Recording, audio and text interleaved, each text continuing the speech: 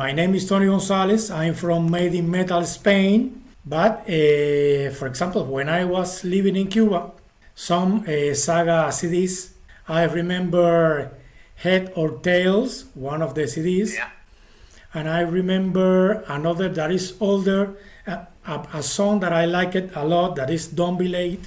Yeah, that's from the third album. Yeah. But now, for Symmetry, all the musicians were to their own studios recording the music, or you were joining together? It was all pretty much done in home studios, the whole thing, and we did the drums. I set up a big drum thing at one of my other brother's houses.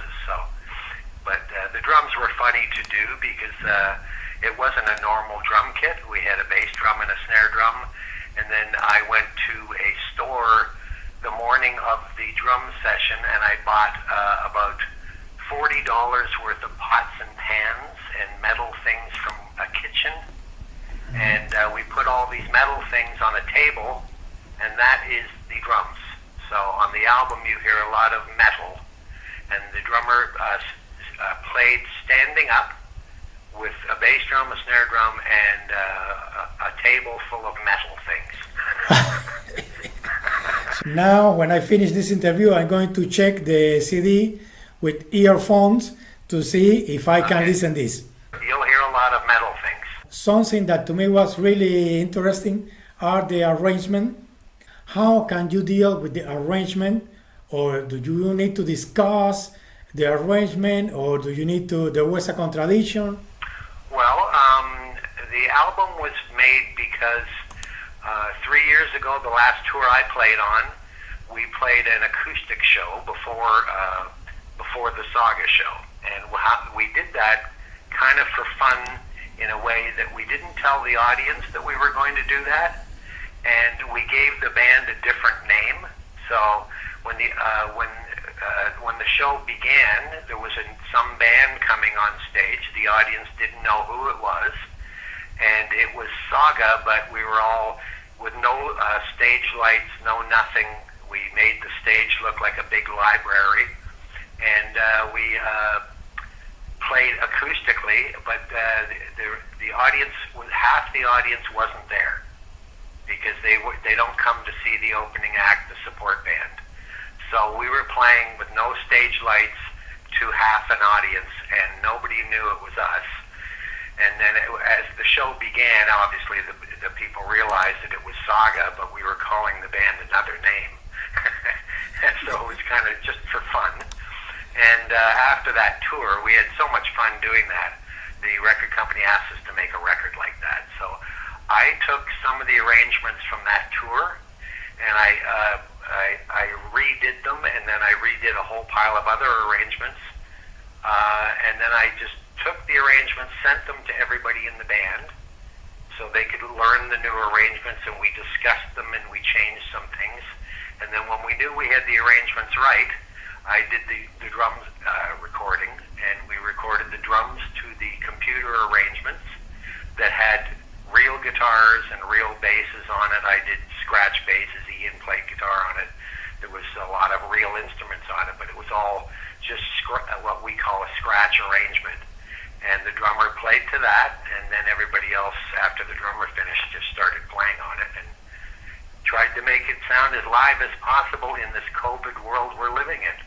When the CD started with Fishman, I thought, oh, this CD is very risky, because starting the CD with the boys alone, I think that I will never forget this moment when the song started only with the boys, and I said, wow, it's really beautiful. I consider that Michael Sattler has a unique voice, and on the other hand, I consider that if there is a word to define the CD, is elegant. Elegant, yes. Very nice, thank you. Yeah, I mean, I really enjoyed making it, and it was a different kind of record. The record company asked us to make an acoustic record, but I've heard many acoustic records by other bands, and it sounds kind of like the same arrangement as the original song, and then they have some string players play on it, and it's all kind of predictable. So I think we just wanted to do something that was unpredictable and have fun with it and enjoy it. And if everybody likes the original version, then they should play the original version. But these are different versions, and they're just hopefully enjoyable in a different way. Yeah. Yes, but sometimes I think that after 40 years, the band could be a little tired to play always the same songs in the same way.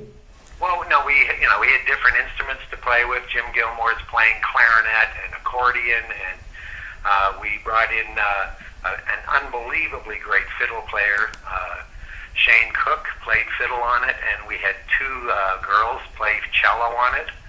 So we had some different things that we've never had before. We had one of Canada's best violin players on the album, and it was just fun to see him playing our parts, and then sometimes he would just have an idea and he'd start doing something different, and it was always great. Yes. I was surprised by what our old songs sounded like. So, and there's a few parts in the songs that I think there's just things that a progressive rock band should not do. And in Pitchman, I think in Tired World, Ian had long solos to play, and normally on guitar, and normally he would play them with his Stratocaster with a Marshall amplifier and all that, but I wasn't wondering how he was going to do these solos, and he sent me the solos, and I heard the first thing start with a banjo, and I had this giant smile on my face, because progressive rock bands are not supposed to use banjos for solos, but it just sounded so like we were having fun, and it made me smile. It's a different feeling, and it's not the same song. It's a slightly different way of looking at the song. Yes, it's slightly different in some cases. In other, there is a big difference according to what I listen and I remember, and when I listen now, it's a big difference, but beautiful. That is the essence of all. But you can remember, and I remember too, maybe 25 or 30 years ago, the unplugged records were in fashion. Paul McCartney unplugged, Nirvana unplugged, MTV unplugged. But now with this CD, it's not a simply unplugged. There is more. Yes? And tell me, you have some invited guests. You were playing previously with these girls in the tour? No. When I was doing the arrangements, we needed, Saga always has keyboard strings and string parts played by Jim Gilmore, and there's always a need for violin sounds and things. So when I was arranging them, I actually used some virtual violins, so just computer violins to write out some of the parts for the fiddle player. I knew there was going to be a fiddle player, and I did the cello parts too. So when the band heard the arrangements, they were hearing fiddle parts, but done with a virtual fiddle.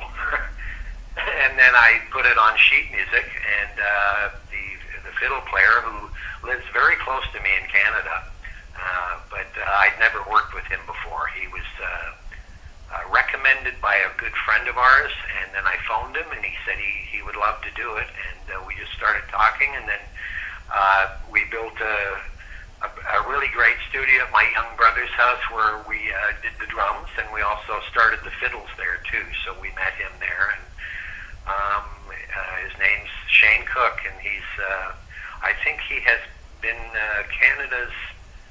he has won the Canada Fiddle Championship 4 times. So in Canada, he's maybe the best fiddle player in the country, and he lives very close to me, which was very lucky. And he's amazing, and there was things, I mean, I've never worked with a fiddle player like that before, so that's why I told you it was a really fun album for me to do. But the one thing I'll never forget is that fiddle players do not like to play in the key of E flat. They don't like E flat. And he was saying to me that there was one part he had to play that was very, very difficult part. And he looked at me and he goes, I don't think I played in E flat for 5 years. He said, fiddle players don't like E flat. And I said, well, there's a whole bunch of songs that have E flat parts. So anyway, I learned that. And then because I'd written the cello parts and had the sheet music for them, we just started phoning people and trying to find somebody who could do it. And we found these two girls, and they did a great job. So, James, now that you are telling me this, are you living now in Canada? Oh, yeah, I'm in Canada. I'm about, I guess, about 120 miles from Toronto, near a city called London, Ontario. Yes, I was in the year 2000. I was living in Toronto. I remember London, but I never was there. Okay, well, it's just south of London is Lake Erie. Yes. And it's one of the Great Lakes, so it's a huge lake, and we live basically on the lake. So. And Jim, now, do you think that this CD that you have made recently, or that is going to be released very soon, do you think that is a CD for the old-time Saga followers or for the new ones? I don't know. I mean, all I know is that we didn't want to do a typical acoustic record, and you told me that you totally get that. You can tell that we didn't want to do a normal acoustic record. So we tried to make something that we thought was just fun and entertaining and different. And it was not the same arrangements, because if you want to hear the same arrangements, you can listen to the original song. So we wanted to make it special, and we wanted to put some energy into it to make it sound like it was something worth having. And we spent about a year and a half kind of putting that together. There's a lot of thought went into it, and I hope people who know Saga like it.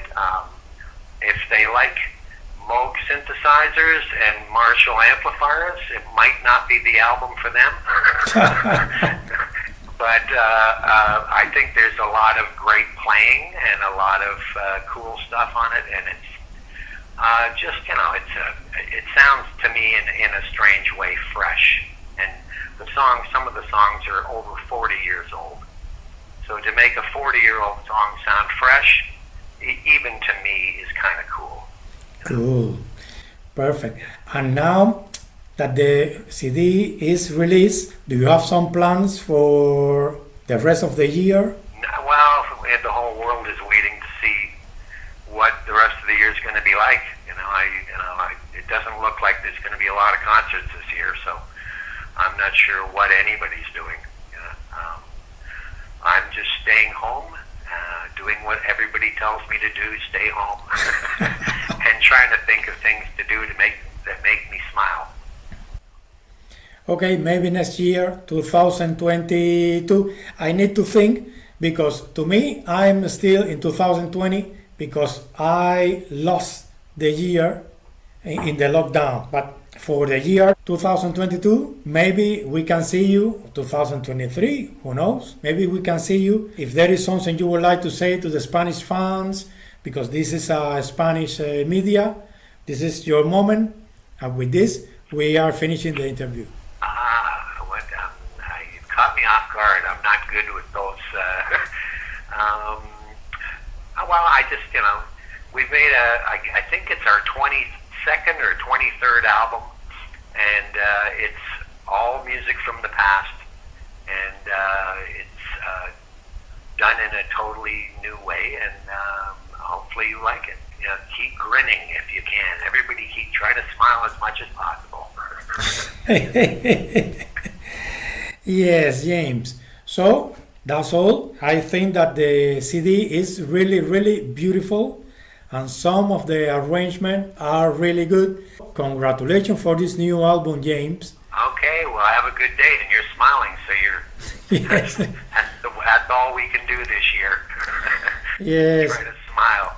Yeah. This was Tony Gonzalez from Made in Metal talking to James Crichton about the new Saga CD Symmetry. Bye, James. Bye-bye, Tony. Okay, Jim, thank you very much for your time and effort. Okay, man. Nice to meet you. Nice to meet you too. Bye-bye. Hope to see you in person one day.